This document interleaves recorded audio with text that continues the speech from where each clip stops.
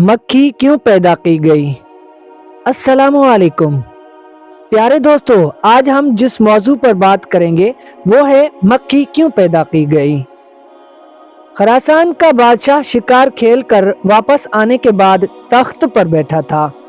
تھکاوٹ کی وجہ سے اس کی آنکھیں بوجھل ہو رہی تھیں۔ بادشاہ کے پاس ایک غلام ہاتھ باندھے مؤدب سے کھڑا تھا۔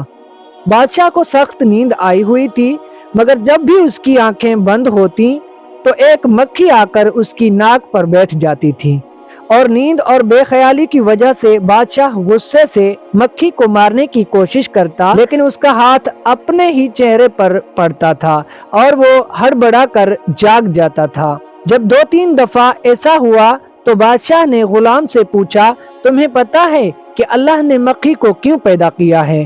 اس کی پیدائش میں اللہ کی کیا حکمت پوشیدہ ہے؟ غلام نے بادشاہ کا یہ سوال سن کر اس نے ایسا جواب دیا جو سنہرے حروف سے لکھے جانے کے قابل ہے۔